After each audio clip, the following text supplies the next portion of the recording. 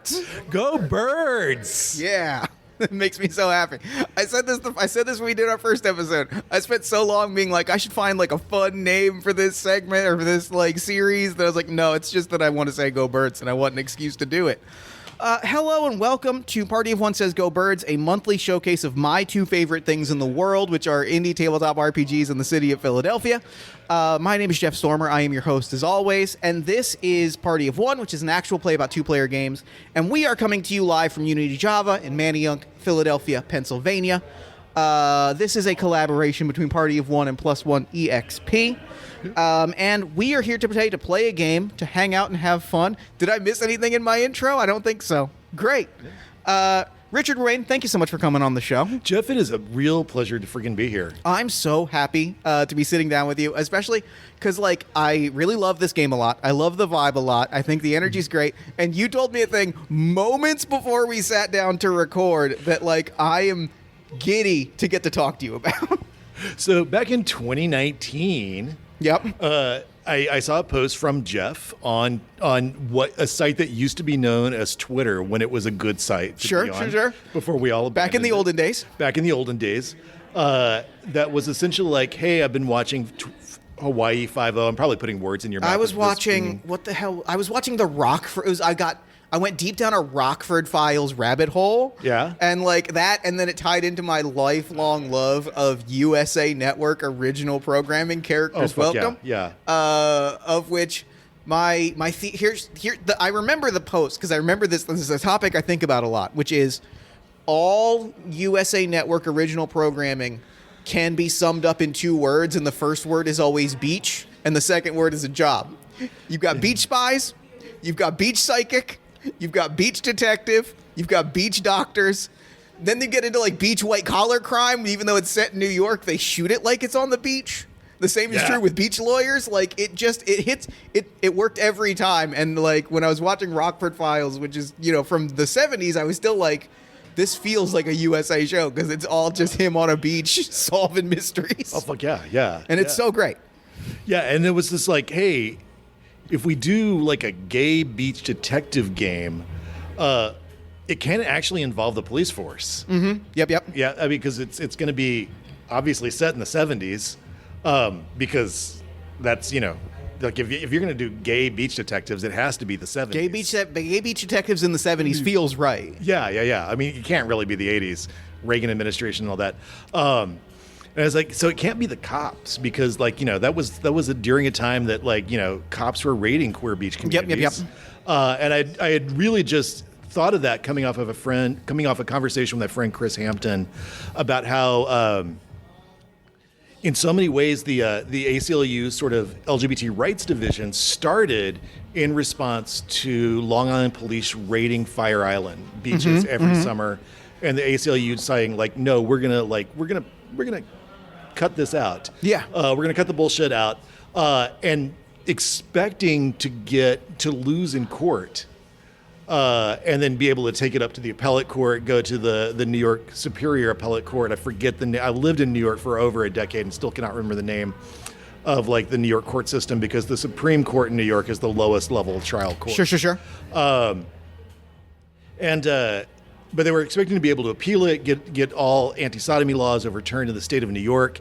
And instead, the Long Island police were so aggressively outside the law that they unexpectedly, in the middle of the 60s, won their case for violation of privacy against the police in what is still a fairly conservative county in the middle of Long Island. And so that was sort of the beginning of a lot of the work ACLU does with LGBTQ legislation, LGBTQ rights. So I was like, when you said that, I was like, oh, wait, no, this can't be cops. It would have to be amateur beach detectives. And what would amateur beach detectives be investigating? At the same time, I was reading a lot of Ann Bannon. Sure. And reading also, you know, like every gamer does, went through like a Lovecraft period. So it was like, how do you connect these sort of two eras of pulp? The queer romance, the queer drama, melodrama bullshit era, and then like the cosmic horror bullshit era. And I say bullshit with love. for both. And what emerged was like the outlines of Roseville Beach, which went to Kickstarter a couple of years later. So we are playing Moonlight on Roseville Beach. Give me. I mean, you've given me a lot, but give me the elevator pitch. Tell me like what we're playing here today. Roseville Beach is a queer game of disco and cosmic horror. First off, I love a good tagline elevator pitch. Nothing gets me more excited than in a single sentence going like, fuck yeah, all right, let's go. Let's fucking go. Yeah. It is a queer game. So it is in 1979, the height of the disco era. Donna Summer is ruling the charts. This summer, there's a lot of other great music coming out, but like Donna Summer is just ruling the charts in the summer of 1979.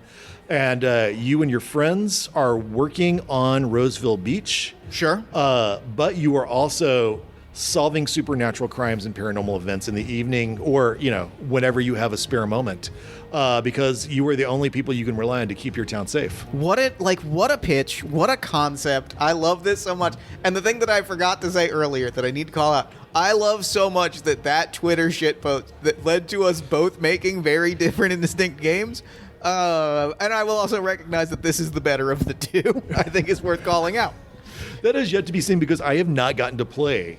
Characters Welcome is a joy, I think, but like this has the thing that this has is that like it has exactly what you were describing of such a history, such a like place and specificity, whereas my game is such a like kind of just like riffing on the tropes. I think that this gets into such a specificity that like it's got my wheels turning in an incredible way. Oh, awesome. I was trying to like I'm gonna make you play this tonight. Yeah, I'm so excited. Yeah.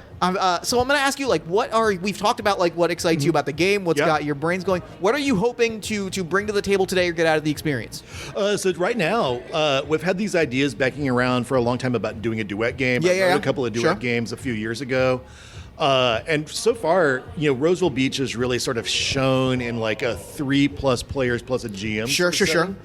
But I really feel like there is a game here.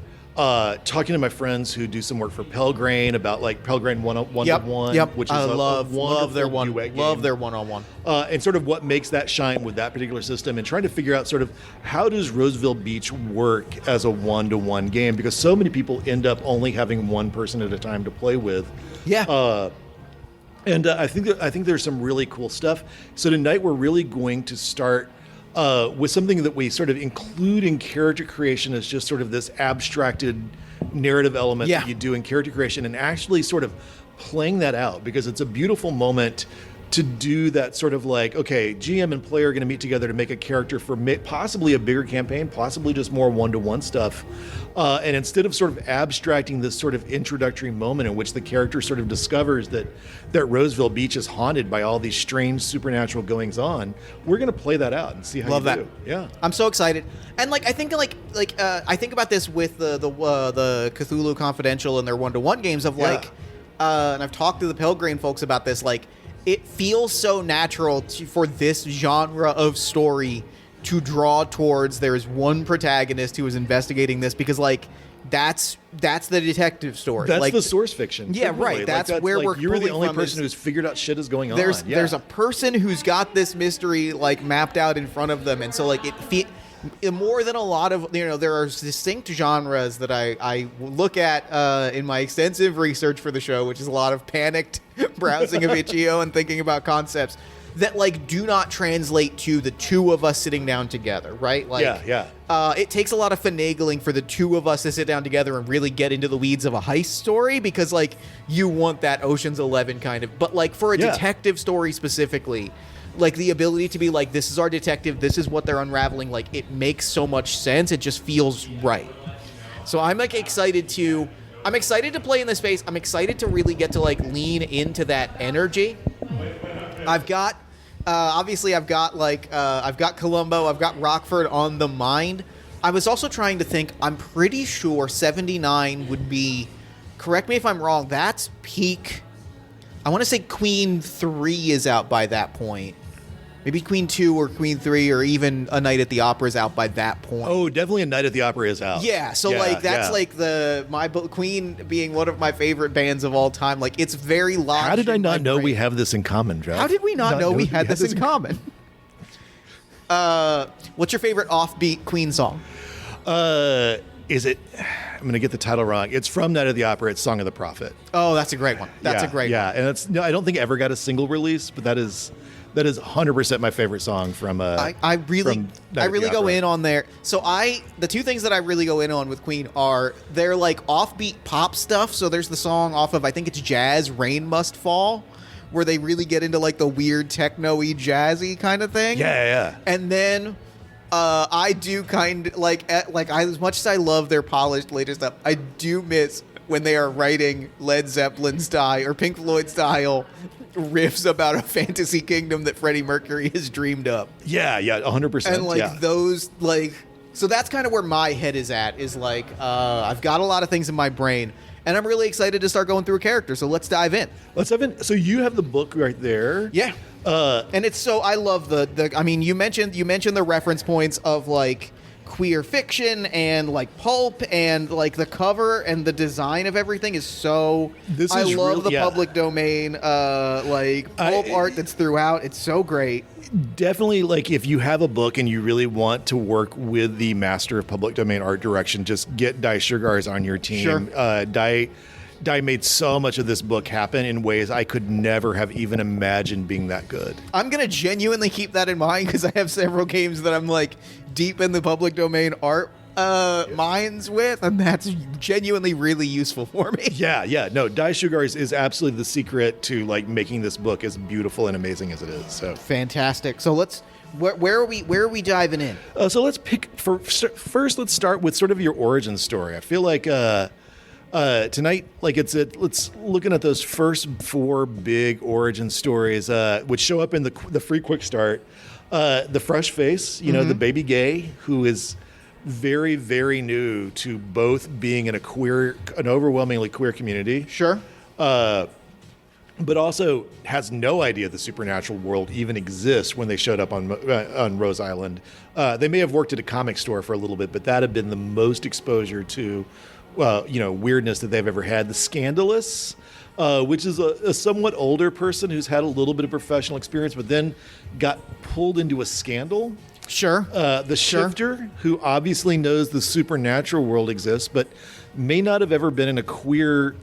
It might not have ever been in a queer-dominated world before. Yeah, right. Norm world before, being in 1979 and not like what are spaces that like queer people get to be the norm and or kind of have their own space, and then the Witch, who is also sort of in a similar space. So which of those 4 really speaks to you? I am gonna pull on what was on like another 70s-ish or period reference point, which is the last movie that I watched, which was earlier this afternoon before I came over. Awesome. I rewatched a chunk of with some friends because they were streaming it on Discord. What I've realized is my favorite movie of all time. I rewatched a good chunk of Walk Hard, the Dewey Cox story today. Wow. Okay. God, it really is wonderful. And I forgot like how many it's one of those things that feels like it almost would bother me if they didn't make it so consistent throughout. Like there's this regular reference to the fact that Dewey is queer and is like regularly referencing that fact that like I kind of want to pull towards the Scandalous as like a person that has had a public falling out and is here awesome, like laying low and licking their wounds after some kind of scandal has broken. All right, because I did not plan appropriately. I have one copy. We have one copy of the book between us. So you are playing the Scandalous. Yeah. You're probably in your mid-20s. You can look there and like see if there's like if an age you have in mind is great, or you can sort of roll for your age. But what is the roll for the Scandalous's age? 3d6 plus 21. 3d6 plus 21. We'll have 3d6 right here, Jeff. Let's do it. Let's get you there. And you can tell I sort of came from the OSR because I had to get that 3d6 roll in there somewhere. Yeah. So that is that's an 8 total. So that is plus 21. That's 29. So like 30. I'm gonna round it up to 30. Nice. Okay. That feels good. Also, I'm looking at the background options. Minor leagues immediately jumps out to me so thoroughly. Nice. Okay. Especially because like we're gearing up towards baseball season. I got baseball on the brain, and minor league baseball is, I think, one of the greatest. I think one of the greatest achievements of human civilization is minor league baseball specifically. So that's where my head is immediately at. Coming from, having lived in Brooklyn for a very long time where there is only now a minor league team. Sure. Yeah, so pick one other. There's, A political aide, touring company, aspiring academic, editorial associate, tuned in or dropped out. Editorial associate feels so good as like a regionally famous minor league ball player who has branched into insert art here. Yeah. Like and like all the options: photography, illustration, writing, intimidating, charming, and carousing. It's either that like I have branched into just living the high life again as like regionally famous, appearing in ads for local burger joints, or I've started writing my memoirs. Both of those options are great. Yeah. So from each, you're going to roll 1d6 to sort of pick a skill. So you're going to record those backgrounds on your character sheet, editorial associate and minor leagues. Yeah, so for minor leagues, so I've got a 1 and a 4. So what I'm going to do is look at each of those options and decide what feels better. Excellent. Yeah. So a 1 on minor leagues is running, and a 4 on editorial associate is intimidating. That's really a great, unbelievable combo. Yeah. Of like, because that gives me an immediate picture of like my of who this baseball player is, and I visualize him very much in the thinking of professional wrestling, because I'm always thinking of professional wrestling, like wrestling jacked in the 70s, where you were kind of just a barrel of a man. Like Arn Anderson in 1978, where he's sort of pudgy and sort of just thick and broad, and that's the vibe of like a barrel of a man who can slam, who can hit a dinger, and like that feels very good. Good, excellent, yeah. I'm so excited. For intimidating, nice. Oh, so one of those, you're gonna roll a die, one more die, and you're gonna pick that skill from either one of those paths. So okay, so we've either got strength. I was going to say strength feels natural, but I'm so into the idea of this minor league baseball player writing his memoirs that I'm going with writing specifically. Nice. Okay. All right. So you've got 2 backgrounds. You've got minor leagues and editorial associate. Editorial associate. You got intimidation, writing, a very useful skill in investigating crimes. Yep. And running. A very useful skill when confronting monsters. All useful skills is the thing. Super useful skills when confronting monsters right there. And I think I got you a character sheet, didn't I? Yep. I'll take it. All right, there we go. Luckily, we have as many as we need. Great. So you've got those 3 skills down. Because this is sort of a solo session and you're new to the island, you've just gotten here and started a job. But first, I want to find out, and I'm going to let you get those down.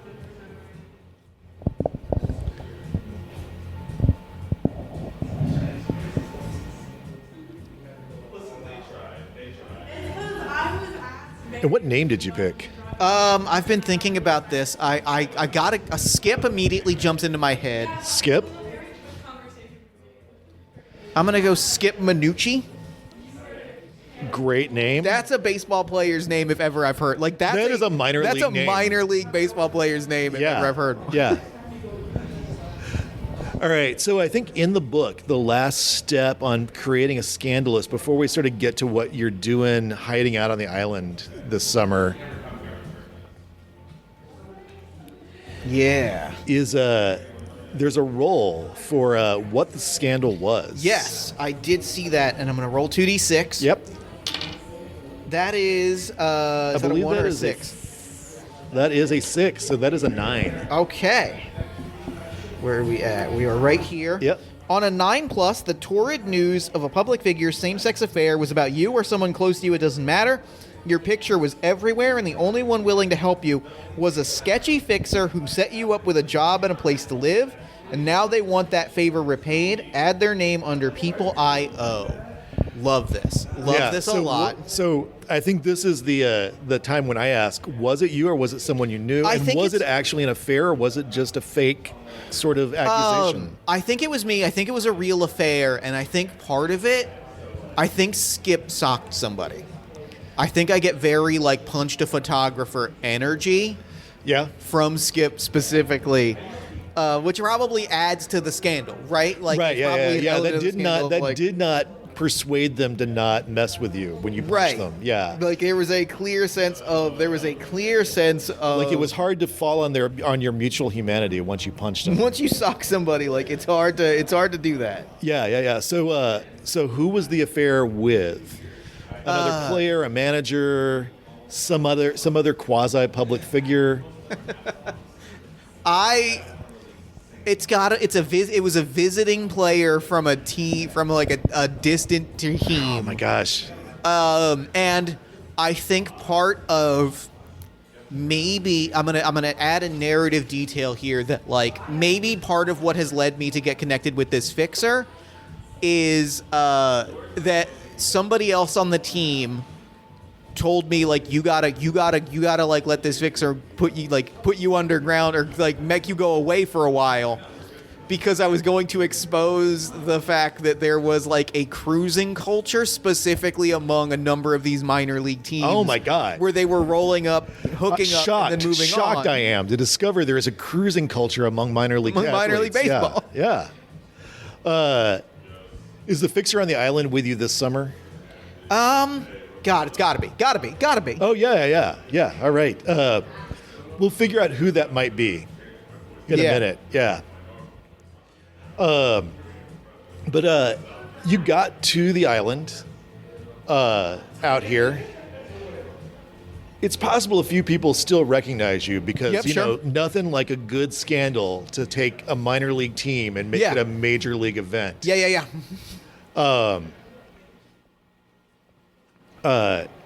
Where was the team? Was it Ohio? Ohio feels right. Ohio feels really good. Right. Yeah. It's Zanesville, Ohio, specifically. Oh man, they were the Zanesville Zebras. They were the Zanesville Zebras. Oh man. They were the minor league baseball team. Zanesville, small town, about an hour and a half out of Columbus, if I remember correctly. Oh, good Lord. If I remember where I went to school, like it was about an hour to an hour and a half outside of Columbus, tiny farming town with like we've established now a regionally famous minor league baseball team, which is so funny. Yeah, a regionally famous, like right out there, God, in the Zebes. Yeah, out in the Zebes. How dare people drag the name of the Zebras through the mud? I mean, listen, like I don't mind if they say bad things about me. They're going to talk. That's fine. I don't want them. The Zebes are important to me. They were a great team. They picked me up when they picked me up out of college when it was clear that the majors was not going to come knocking. I want to keep their name out of the papers. All right. So, but this got the name in the papers. Yep. And not for any of the reasons the publicist was really excited about. Sure. Yeah. Those papers, that story traveled as far as Dearborn, Michigan, at least. That's terrible. We hate that. The last thing I want to do is give that state up north another thing to complain about Ohio about. Right. It may have even shown up in Tennessee just to show how far south this can travel. Terrible. Yeah. So getting you somewhere off the east coast of the United States on a small island with a queer community was the sharpest thing this fixer could do. Sure, totally. Unfortunately, people still sometimes recognize you. There is a 1 in 6 chance. I love that a lot. That's great. That anybody who passes by might go like, hey, you look really familiar. You look like that guy who was in the papers with that minor league team. The Zephyrs? I think that Skip, God, I really don't think, I feel like Skip, the more I sit with him, the more I think he does go, that's the Zebras. You're thinking of the Zebras. Yeah. So, you are that guy, huh? I mean, I can't deny that if you put a baseball in front of me, I'm hitting it out of the park. So, Skip, you got here a couple of weeks ago. Yep. There's only a handful of jobs on the island. And so you can flip to that job chapter. But I can also tell you that, like, none of them involve hitting a baseball out of the park as much as that is, or editing anybody's manuscripts. Sure. Limited job. There's pool. a lot of like people who are aspiring writers on Roseville Beach, not necessarily a lot of people who are succeeding at like Yeah. And we're not in the era when like online books have made like independent publishing like a reality for most people. Sure, totally. What job did you snag? Gotta be bartender at Rosie's. That just feels right. Okay, all right. Which just means that I've made 70s Bear Sam Malone even funnier. Yeah. As soon as I said that out loud, I was like, wait a second, baseball player, bartender. That's the guy from that show. Yeah. So throw me a D6 there. 4. So since picking up bartender, which also goes in your backgrounds, Yep. you've added one other thing that has been you've been especially good at since started picking up bartending. Strength. That feels good. Strength, yeah. Lifting those kegs of beer, and also boxes of lots of Yep. bottles of Myers rum. Insane amounts of Myers rum. Sure. In this place. You never knew there were that many rum drinks. I mean, I get it. What state or what area was sort of Skip from before finding your way out to Zanesville? I think Skip was probably from. I'm gonna say like. I don't think he traveled far. I'm gonna say Greater Chicago area feels right. Oh, Southside? Yeah. Southside that feels right. Chicago. Or not necessarily in the city, but like south suburbs. Yeah, something in that area. Skip feels very, very sort of Southside Chicago. That feels right. Yeah. Big exciting times going into the Loop to go, clubbing. I'm aware there's not many nightclubs in the Loop per se.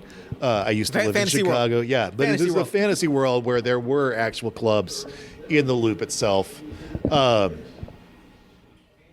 But then you ended up in Zanesville. Yeah. Yeah. Not less of a nightlife in Zanesville. I'll say that. Way less of a nightlife in Zanesville.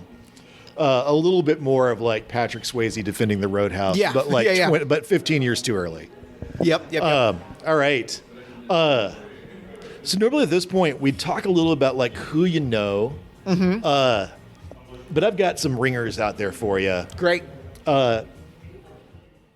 You've normally at this point we'd also say like, hey, you and your housemates have all have gotten a house together, but you don't really have any housemates out here. You may have gotten here Right. late season, or too many people will recognize you off the bat to make you feel comfortable rooming with them. I love that Skip has like an above a garage 1-bedroom, almost like a half apartment. Well, I've got the perfect place for Skip. Great. While you're looking for those roommates who may not recognize you or at least won't hold anything against you or ask you too many questions. Yep. The Culture Hotel has sort of taken on a lot of long-term people. Not a comfortable room per se, but it is a room with a private bath. Yeah. And your own room. That's all. Which, That's all I like, need. Yeah, I need yeah, a bed. really. I need a bed and a shitter. Frankly, though, that if you give me that, But you've also got a shower. I mean, now I'm living the high life. Yeah, exactly. And now I'm back there on the mound. Right. Yeah. You got a shower. You've got your own bedroom. There's even a small like table that could be a vanity or a desk, depending on how you want to use it. A home run, grand slam. Frankly, Yeah, Skip exactly. is over the moon. Exactly. As over the moon as he can be in the current circumstances. And there's a few people, who also long-term residents or regular returning visitors. Sure. Right upstairs from you is someone like,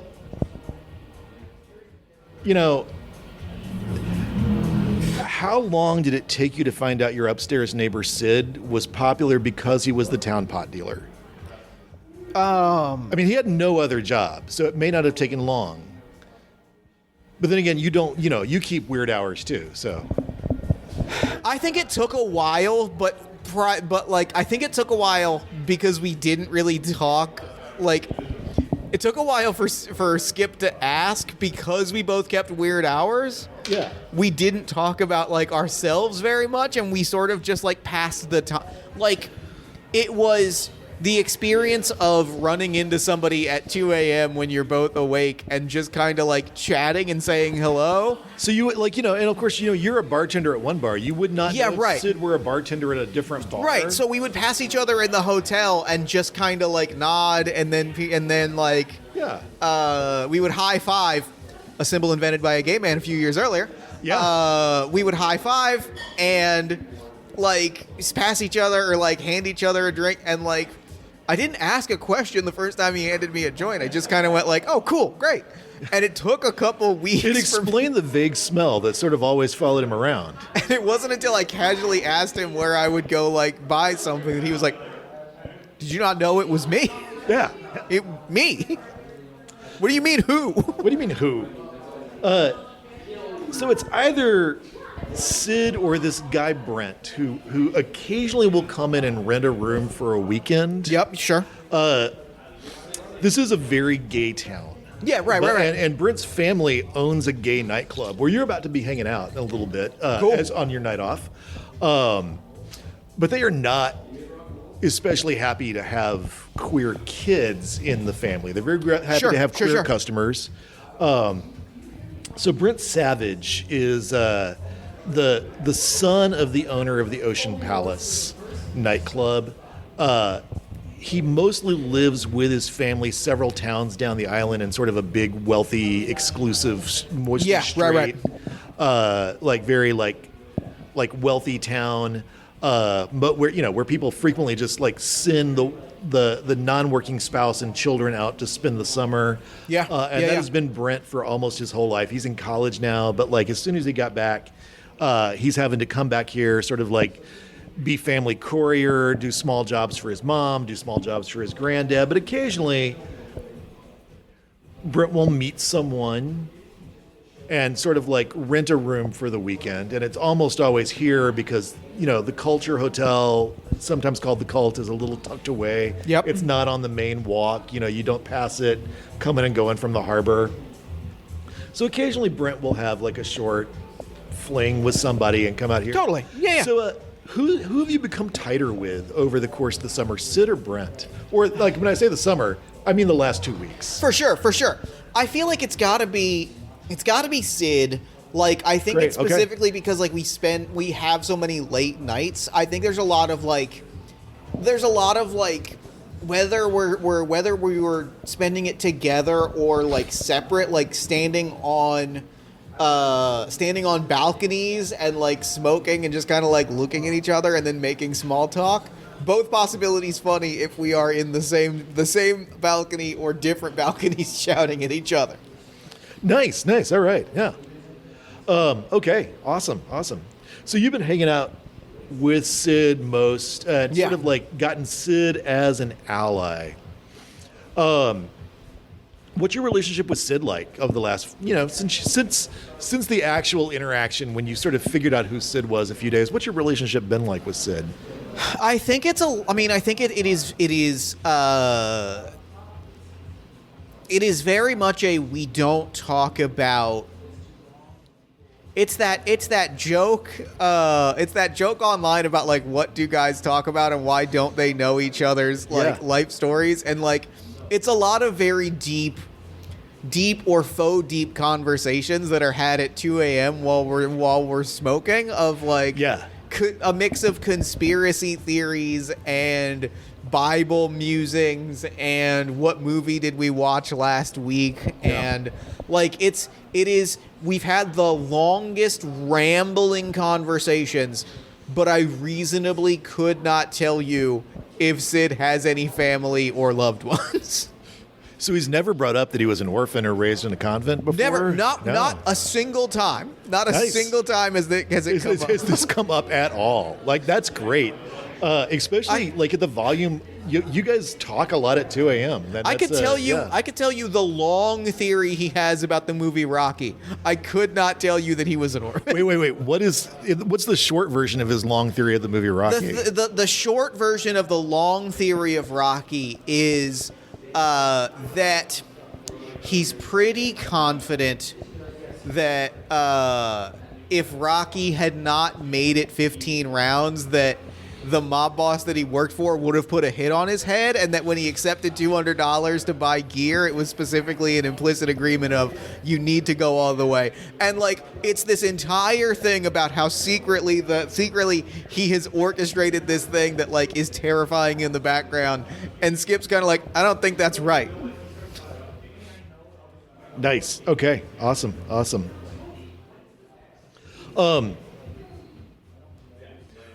When you found the weird diary sort of like in the bottom drawer of like the vanity / desk, did you tell anybody about it? It's about a woman who apparently lived in your room 2 summers ago and like met someone, sort of fell in for someone who had sort of a beautiful singing voice, and then just sort of, her last entry is about going out to the beach to see this girl she's had like this growing crush on for the last week. I don't think so. I don't think I've told anyone about it, but you know what? I think I've told Sid about it extensively because it's a topic for us to dig into that's not talking about work or our lives. Yeah, he's also like, I remember her last year, and she just sort of like, one morning she wasn't there at breakfast, and then like somebody eventually went to check her room and she just wasn't there. But I guess nobody ever cleaned the room because her diary was in that bottom drawer the whole time. I love that. Yeah. And I think it's been a lot of like, when he's not working, Skip has been kind of like reading this diary extensively and rereading it. Maybe doing some like retracing of steps, maybe not to the beach, but like in like locations that are around, kind of just like wandering a little bit of like when he's looking for something to do, because like I think that it's a lot of like trying to just kind of reading it and trying to live it at the same time. Nice. Yeah, no, there's a lot of like, oh, I met this girl today and she seemed kind of cool, and then I'm writing on about the rest of my life, and by the end of like that 1 week of passages, almost exactly to the day, like, there's a lot of like just growing infatuation. And you can tell in the diary entries the infatuation is coming through increasingly. And then, a year ago, well, I mean, it's Friday night now. Congratulations on having a Friday night off. You're probably going to miss the tips, but you will not miss all the people trying to place why they recognize you. Here's the thing. I usually, you can play off a certain degree of it as just like you think you know me because I'm cute and you want me, but like at a certain point that runs out. Yeah.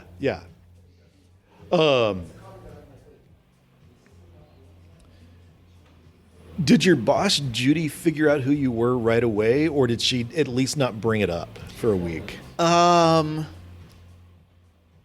She knew immediately. And I think like I knew that she knew immediately because I walked in and Judy was like, I think she was wearing a different minor league ball jersey. Yeah. For like our noted rival, who are the Clarksville Cougars. The Clarksville Cougars, who are our like longtime rivals. She was wearing a Cougars jersey and like turned around, spotted me, and immediately like clocked me in an instant. And I think there was like an unspoken moment of like just the raised eyebrows, like, yeah, what of it? Did she ever like put the cigarette down when she recognized you, or is she just going to take it in stride and keep puffing? I think like I the vision I get is the cigarette like in the mouth, like one eyebrow raised, I raise both. Like our entire conversation is happening through the eyebrows. Yeah. It's like one eyebrow up, two eyebrows up, a quick nod, and then like kind of that like that like real diaphragm chuckle of like a and then turn around, get back to work, and like I just kind of moved immediately behind the bar. Yeah, great. All right. Yeah, so yeah, you've been working at Rosie's for the past couple of weeks. Mm-hmm. Judy knows who you are. Yep. But I assume it's been cool and like, Has only referenced it in as much as she makes a few more baseball innuendos than she would otherwise just to get under my skin. Oh, right. Yeah.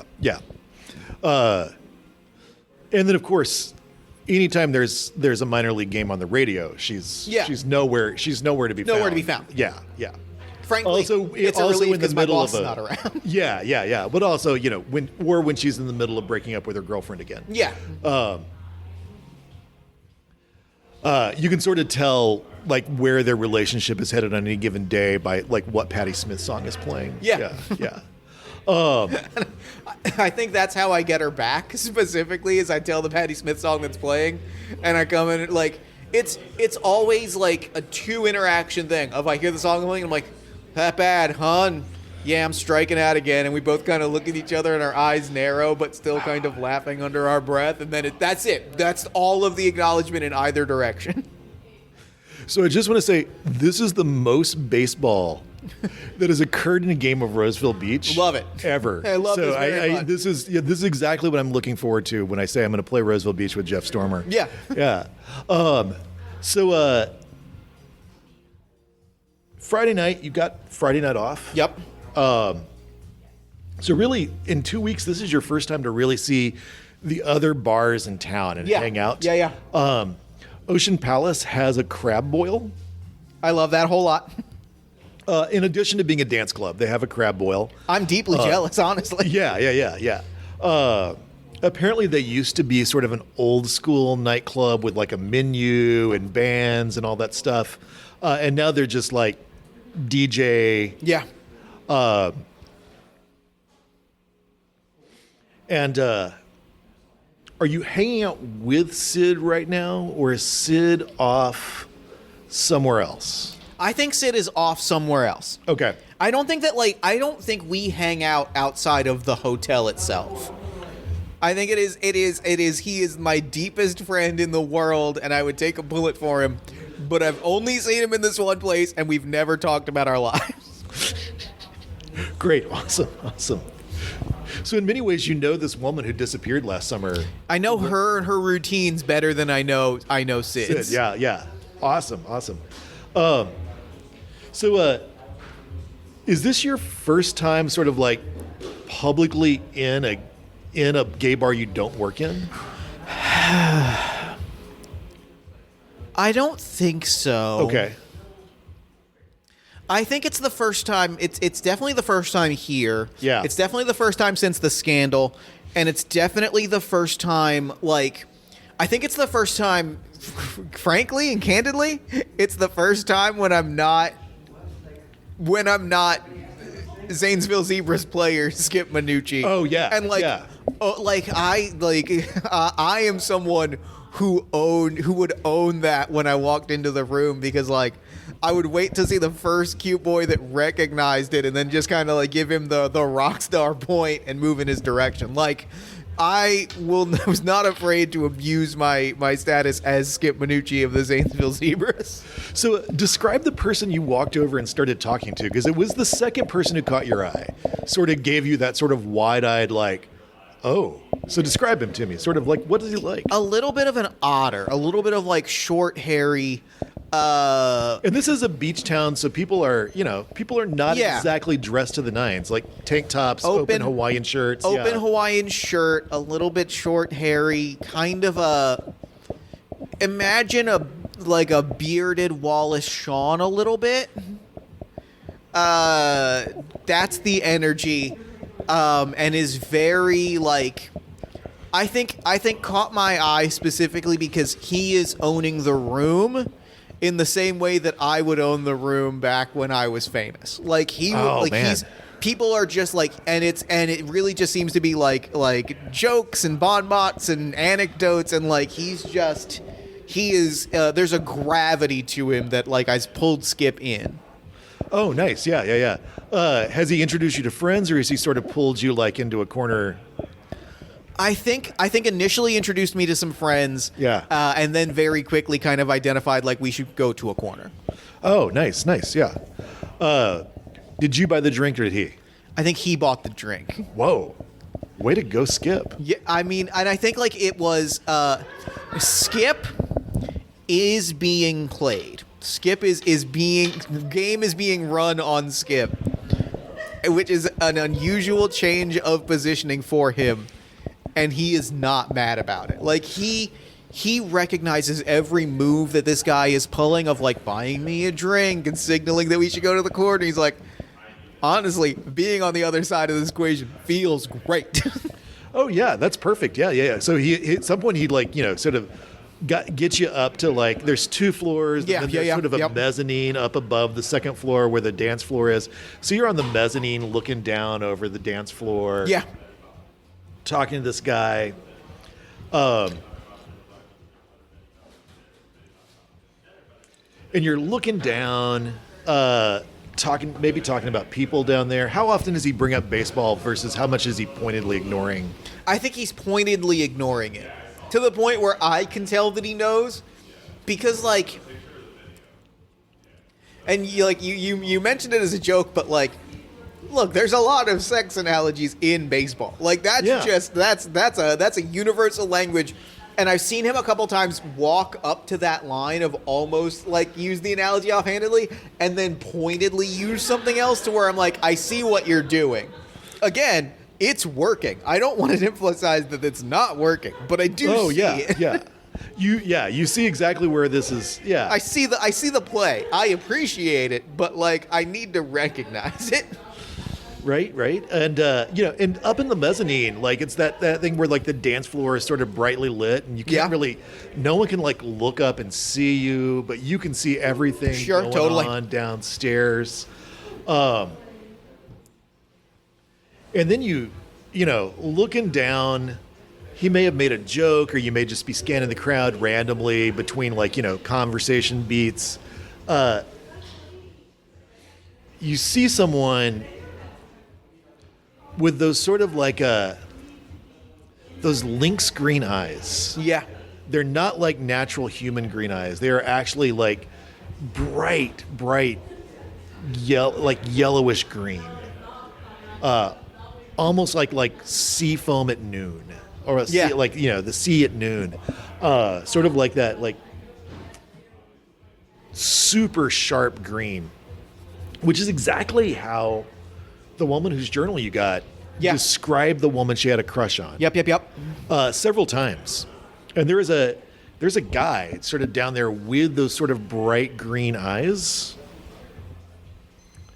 And if you look away at who he's checking out, he's looking at Sid really intently. Okay. Yeah. Sid is at the corner of the bar. He's half holding court and half doing business. Sure. No, totally. He's good friends with the bouncer, so he's not anywhere close to being thrown out. So you're upstairs. You've got the baseball man. Yep. I think I sit down. I give one more look.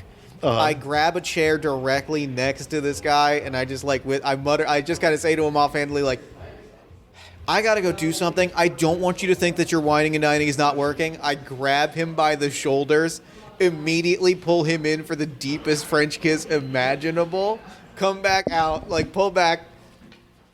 Let's pick this up. If we could pick this up another time, that would be great. He checks out his watch. He's like, 11? I can do 11. Yeah, it's like 9:30 right now. Yeah. So yeah. Like gets up, grabs a drink, throws a wink, and starts like making his way down the stairs to see where I can find this guy with the green eyes. Yeah. You head downstairs and And for this, we only really normally roll dice when it's big action time. Yeah, right. But or when you're taking a risk. But sometimes I throw a die because I'm not really sure how easy it's. Yeah. And that's really easy to lose track of somebody. Yeah. In a trip down the stairs in a bar, and by the time you get downstairs, you're on the ground floor, like you're on the same level they Yeah, are. sure, totally. You've sort of lost. You saw him as you were heading down the stairs move towards Sid. Yep. And one other check there. You saw him look up and see you before you sort of hit the level where you were sort of like at the head, like everybody's roughly at everybody's head. And like suddenly you're seeing across a sea of people. And by the time you get over to the bar, he and Sid are both gone. Great. What do you want to do?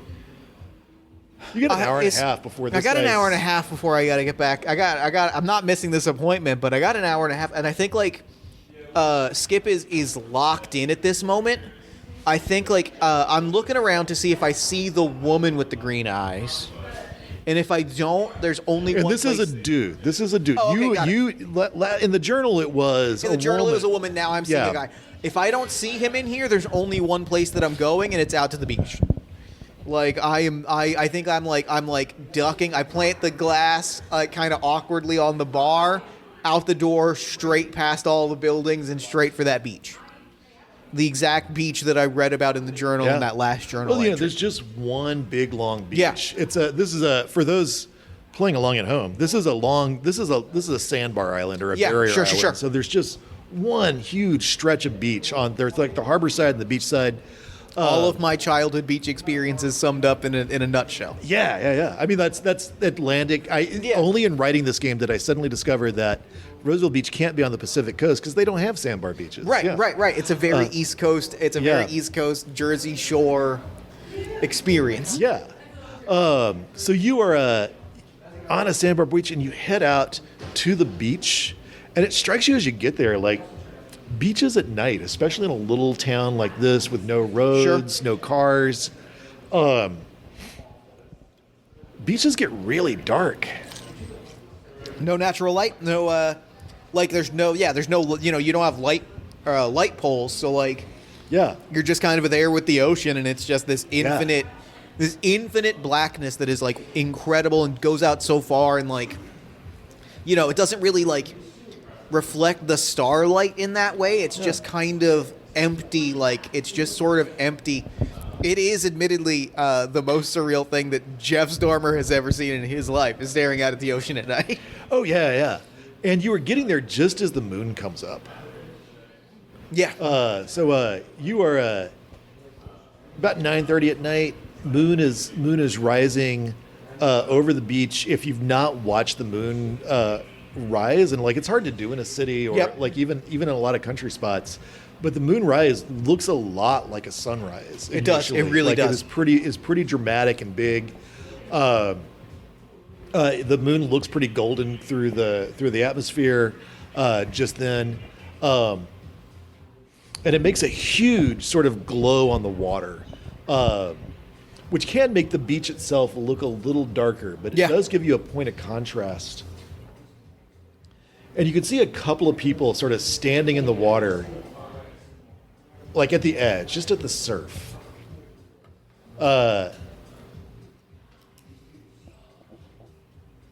Maybe like 100 feet from you. Mm-hmm. If you walk along the surf, you'll splash. You'll splash. So what's your approach to sort of, like, it Sid's pretty short, so this is a distinctly Sid-sized human. Right. At least one of them is a distinctly Sid-sized human. I think going back to my skills and going back to Skip's personality, and also it popped into my head the most dramatic move is I am opening up this journal that I've been keeping on me the whole time. Yeah. Flipping to a blank page after the girl's last entry and just jotting down shorthand notes. You know, guy with green eyes on the beach, Sid standing in the water, like writing down like immediate details, the golden glow of the moon rising, of like, I just need to be able to like capture this moment in the moment, so that I can like recount it even to myself later. I think it's like observing, but very carefully observing, and taking like inching bit by bit into the water, like jotting down notes to capture as much words on page as possible. As you're moving towards them while also sort of like jotting notes, or you're sort of standing still. I think jotting a note, taking a step, looking around, jotting a note, taking a step, looking around, like very much like not walking and chewing gum, but definitely like walking and then chewing gum and walking and then chewing gum. Are you trying to go unnoticed? I don't even think Skip is thinking about being noticed or unnoticed at this point. I think like this journal and these stories were like a holding point for him, and so like seeing this, he's just sort of like captivated in all of it unfolding in front of him. Yeah, and I think you realize that it is dark enough, and you may have come down to the beach before at night. For sure. It is definitely like a lovely walk. It's really warm during the day, and like any sort of like sandy, like intensely sandy place, it gets really cool at night. So it is really fun. It's really lovely to walk along the beach at night. Not to over-romanticize long walks on the beach, but at night, they're pretty awesome. They are. Here's the thing. They are great. I think, every dating bio that's ever been written does kind of have a point. Yeah, there's a reason we like long walks on the beach. Yeah. And it is really dark. You also realize that it is so dark that people could be passing you by even right now. And totally. Unless they were passing on the water side where that sort of glow where you would see the light of the moon and see their silhouette. Yeah. You would probably miss them. So it is really unusual when the dude sort of takes a couple of steps back from Sid, and Sid sort of like looking a little sort of sultry, and sort of starts to slowly undress himself, almost like he's doing just like but he looks over Sid's shoulder right at you and sort of gives you a wink, and then turns his eyes back to Sid and keeps undressing like and then starts to throws his clothes on the sand and starts to wade out into the surf a bit. And Sid is still just standing there. You can't really see much of what Sid is doing. You're just seeing the silhouette of his back. But you see him sort of reach for his tank top and start to pull it over the top of his head.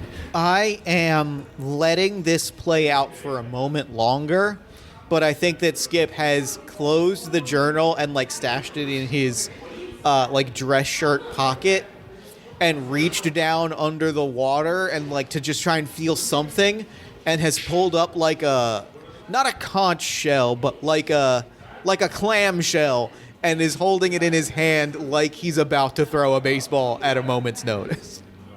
So you're getting closer. Yeah, he's already spotted you. Sid has no idea. I think I'm waiting to see how it plays out. Sid strips off his tank top, and then sort of starts to lunge himself out to where the surf is coming in. It's pretty. The water is pretty choppy. So you're getting some nice dramatic spray. Yeah. But Sid's hanging out, heading out into, and I think, a little.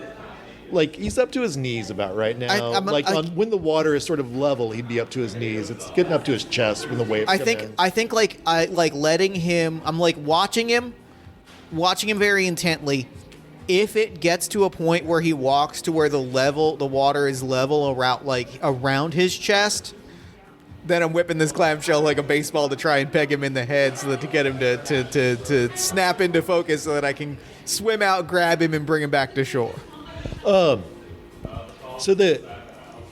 glancing back at you, the guy keeps the sea green eye guy. He just keeps walking backwards in the surf. He's remarkably steady. Mm-hmm. He has that sort of position. He's got that body posture, that tension that he almost looks like he just wants to throw himself into the water. Yeah. But he's holding back. and trying to like lead. He's gotten a little bit ahead of Sid. Maybe it's hard to tell from here.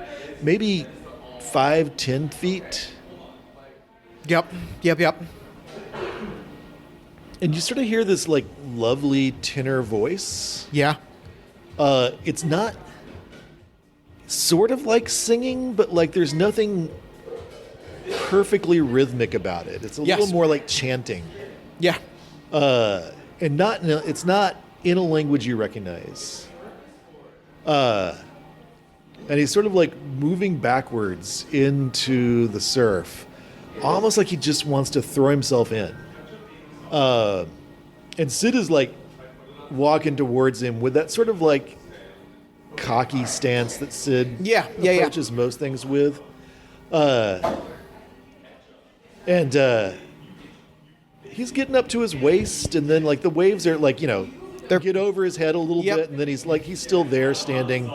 He's sort of bobbing for a bit, and then sort of walking again, and then bobbing for a bit as a wave comes in. He jumps over the line where the waves are crashing, so he's back and he's like past the break point. I think when he passes that line is when I'm throwing a clamshell at his head to try and knock some sense into him before I swim out to meet him. Oh, nice. So this is something kind of risky. Yeah.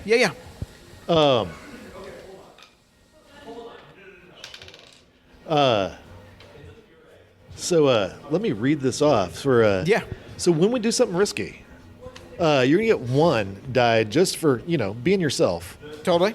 You're not injured or scared at all. No. Right now. I mean, I'm pretty freaked out, but not notably scared. Right.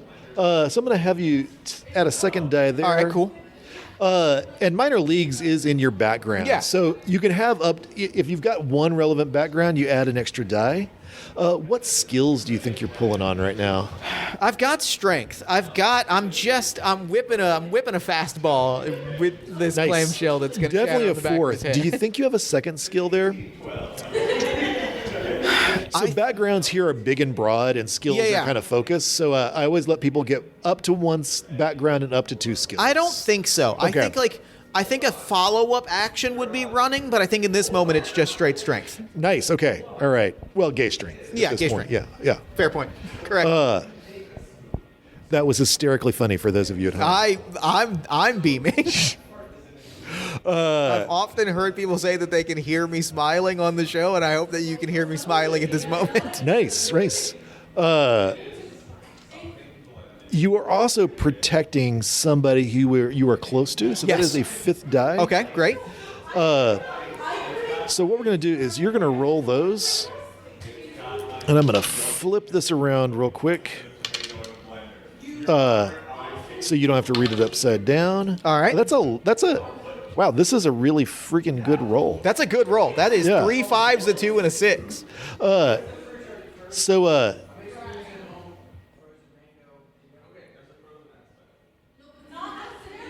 one, you're going to want to place 1 on your goal always. Oh, sure. And then for this one, we're going to do goal. So there's 5 tables. Yep. And in these 5 tables, there are just various things the GM can sort of decide to challenge you with. Yep. Whenever you take a risk, you always want to use the goal. There's in this case a risk of injuring somebody. Yep. There's a scare one. I don't think we're risking a particular scare right now because you're taking pretty decisive action. Yep. Risking injuring Sid now is the big risk. So I'm not going to put scared on the table. Clues, you could learn something here. Yep. And then there's a 5th table called Trouble that we won't bring in yet. Okay. You won't need it with a really good roll like this. I'm gonna put my 6 on my goal. Nice. I'm gonna get what I want, which is to like knock sense back into Sid, for lack of a better way to put it. Yeah. I'm gonna throw this 5 onto injured to say that like I pop Sid, but like it's a pretty fragile clamshell, so it just kind of like bursts on the back of his head. It's just a surprise blow. It's not like you're hitting him hard enough to actually really like damage him in any And way. I'll throw a 5 onto. I mean, this was a great roll. This is going to give me all of the things. Yeah. So, like, I'm going to throw a 5 onto the clues here to like figure out what is happening here.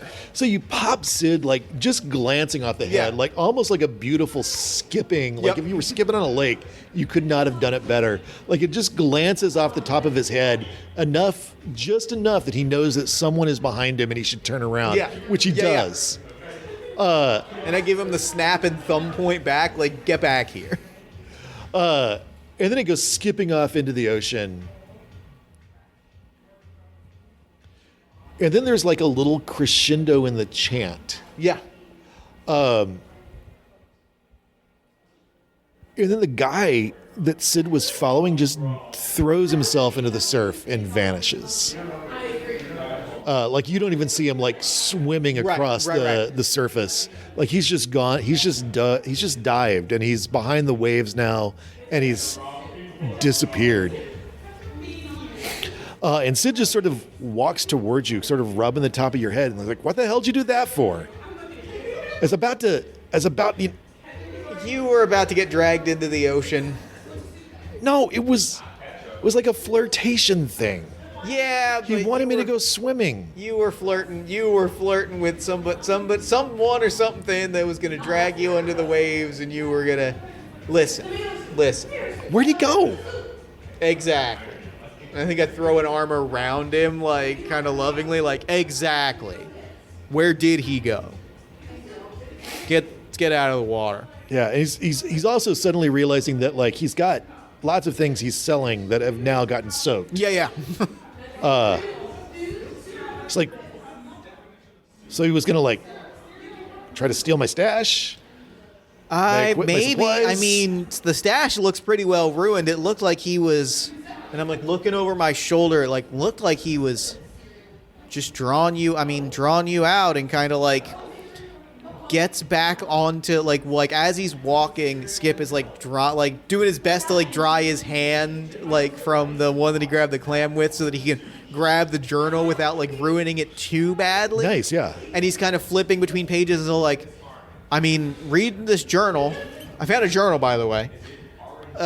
Reading this journal. You had mentioned this to him. So we talked about the journal. Yeah. I'm like, in all the journal, all the stories I've been reading, it ends with this woman finding a girl on the beach with these green eyes and going out into the water and meeting her on the beach. And I don't know. I just think that you know. Sid is walking alongside you, sort of looking at you like he doesn't believe you. And you see his foot about to land on some weird scratch marks in the sand, just above the surf line. In fact, probably in the next 5 minutes, they're going to start getting wiped out. Yeah. But you can still see them pretty clearly that somebody has inscribed these surf marks, these scratch marks in the sand. It looks like writing, but it's not like any writing you'd even recognize. For sure. Not even from like that one like classics class they made you take. I think I've already got my arm around Sid, so I kind of like jerk him back with that baseball player. Just like you're getting real bossy, friend. Yeah, I'm trying to help you, and something weird is going on. What do you look at these scratch marks? Look at these scratch marks. They're scratch marks. The one looks like an eye, one looks like a little eye, and then there's some weird characters. I don't know. It's all got a weird vibe. And then the surf starts to sort of claim them a little bit. I don't know. But they Maybe I'm look imagining a little bit like some sort of margin scrawling. For sure. In the journal. Now, you can't really see the journal much right now. Yeah. But they do look a lot like the margin scrawling. It's like, well, somebody's going to like not let me like have a night off, a relaxing evening. I guess I got to get back to work. And I like look at my I look at a wristwatch.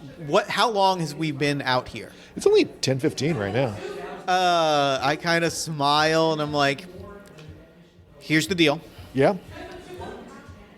You got 45 minutes to run back to the hotel, grab your stash. There's going to be a cute little otter waiting for you on the second floor. You tell him Skip sent you. You have a great night. I'm going to go back to the hotel. This guy, he puts it on a little thick, but one of the best kissers I've run into in a very, very long time. Wait, are you my wingman now? I'm a good friend, if that's what you're asking. Friends. Does this make us even? Yeah. All right. Makes us perfect. All right. You still owe me a watch through a Vampire Circus as soon as it finally comes back to the video rental counter Fair, at the grocery fair. store. Deal. Yeah. We'll call that even for this whole thing. All right. And I think, what do we find you doing as you hear Sid and your other new friend creeping up the stairs to the room above you? Like one light is on. Like the room is dark except for like the light on the desk. Yeah. And I'm flipping through the journal, noting the margin details, noting the journal entries, comparing them to my notes, and periodically just like looking out at the ocean to see if I see that little like glint of green. And periodically like looking out, taking notes, looking out, and just I hear them coming up, and I just kind of like, and I'm like deep in this book. Like I have kind of lost all that sense of bravado and personality, and it's just like I'm fully in on this journal. Nice. Yeah, I think what looked initially like scratching in the margin of this journal before now sort of reminds you vaguely of like what somebody publishing company mentioned was like a forgotten version of Greek, like an old forgotten version of Greek. But you can't really, go back and look at that scratching now. But it's like it looks similar, but maybe not exactly the same. To what you saw before in the waves. That's gone. So I love this. I love this a lot. And I think that's where we end your first Strange event. That feels great. That's so good. Oh my God, I'm giddy. That was so cool. I really want to keep telling stories with this character. This was so much fun. The vibe was so immaculate. This was fantastic. Thank you so much for this. Oh, certainly. Thank you. Oh, this ruled. What was your favorite part of the play today? I'm sorry. Repeat the question. I'm sorry. What was your favorite part? What was your favorite moment from play? Actually, it's so infrequent to actually get a moment to just sort of, and I think this is the great thing about duet play. It's like you can just have these sort of spotlight moments where you really sort of go into what a character is doing when they're not in the middle of the action. Yeah. And so really just kind of getting a sense of Skip in a bar and just sort of like that setup for like what is normal life in Roseville Beach supposed to be like before the weird events sort of like disrupted. Yeah, the two things that really that's one of the things that really like floated, that really like excited me during play. Yeah. The two kind of big things that really like popped me were that moment at the end when I'm seeing and I can visualize and I'm feeling Skip in the room with the journal and watching him kind of change into this like active investigative protagonist, and also watching him realize that he's been a top this whole time and he might actually be a little bit of a bottom.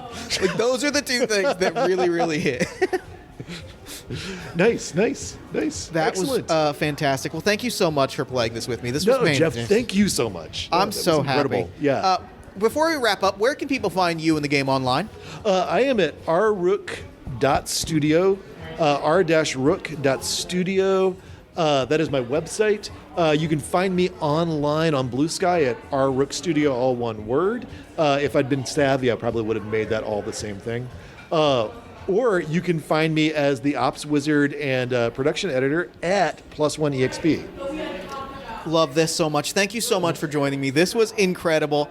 What a wonderful experience. Thank you so much for coming out, for joining me. Thank you so much to Unity Java for having us, as always. My name's Jeff Stormer. This has been Party of One. You can find us at partyofonepodcast.com. You can find us in other places on the internet at Party of One Podcast. Party of One is produced and edited by Jeff Stormer and Jen Frank.